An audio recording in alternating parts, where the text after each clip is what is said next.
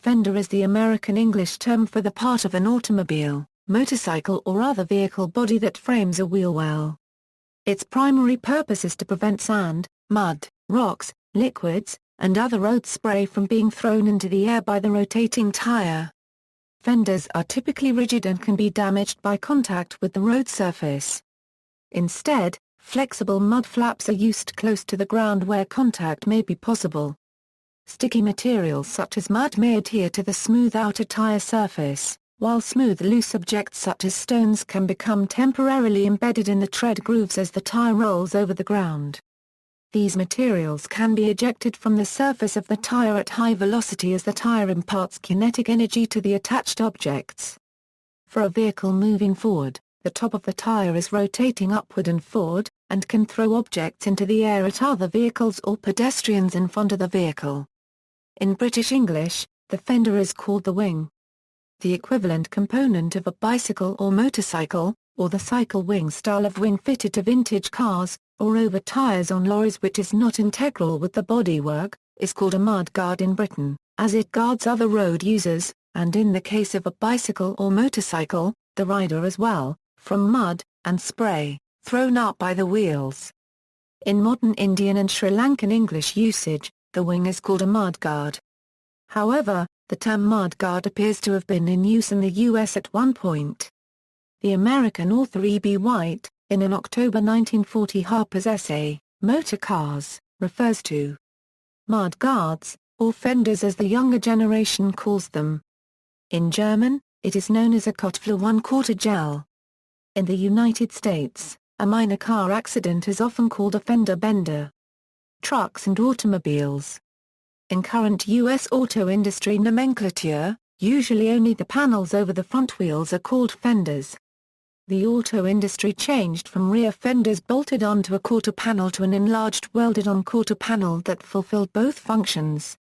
This resulted in one piece where there had previously been two, and name of the larger welded piece, the quarter panel, survived the consolidation. The bolted panel which covers the wheel on dual rear-wheel pickup trucks is called a fender. A pickup truck with a separate bed but without bolt-on fenders has a bedside, which performs the function of a fender. When the side of the bed is welded to the cab, as with the Cadillac Escalade and Chevrolet Avalanche, it is called a quarter panel. While the standard of bolted versus welded normally applies, there are some exceptions. Although attached by welding, the panels over the front wheels on cars such as the early 60s Lincoln Continental, the Cavalier, and the early 60s Chrysler Imperial are called fenders. Similarly, even though bolted on, the panels covering the rear wheels on the Saturn S series are called quarter panels. A common accessory on pickup trucks are fender flares, which blocks mud and stones and/or covers rust. They are sometimes used by manufacturers on models that have wider tires than basic models. Using this method, the manufacturer can provide the needed tire coverage without producing a different fender, bedside, or quarter panel for what may be a low production model. The terms have evolved to be determined mostly based on location.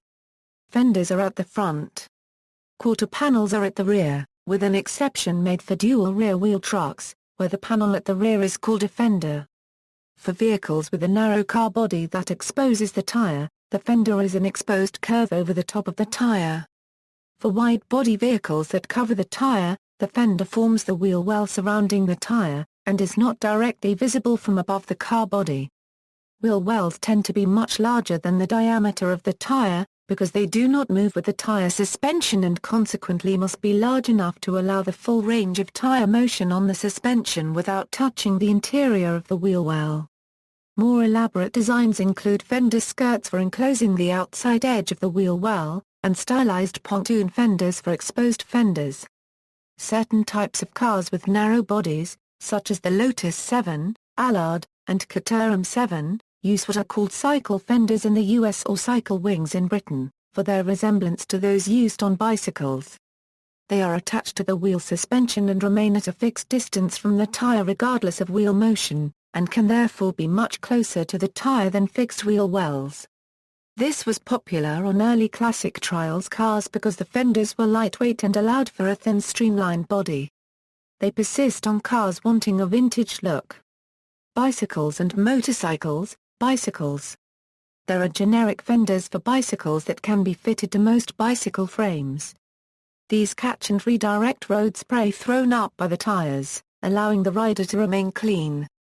They are increasingly common on bicycles in the more car-dependent English-speaking countries, as bikes in these countries tended to be sports-oriented, with minimal clearance between tires and frame tubes for fenders, or were only ridden in clement conditions, although there are a few fenders that are designed to be attached to the seat post. The trend towards urban biking, which has doubled in the past decade, led to production, import and use boom in utility bikes.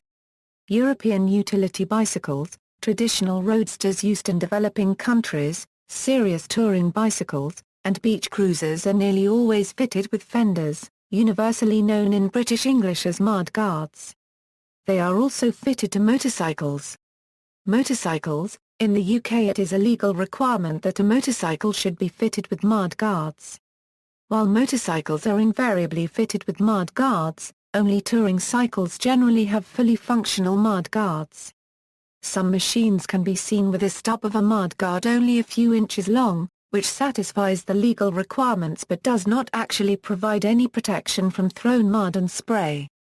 Sporty-styled or racing motorcycles sometimes come with, or have added as an aftermarket accessory, a hugger rear fender, attached to the rear swing garment very close to the tire, rather than attached to the rear subframe and away from the tire. Conversely, the practice of removing the front fender and reducing the size of the rear fender produced the bob air customization style of the 1950s onwards. See also, curb feeler, fender skirts, mud flap, quarter panel, wing mirror. Notes: Motors Crash Estimating Guide, October 1972, Volume 4, Number 10, Motors Crash Estimating Guide, June 1971, Volume 3, No. 6, References.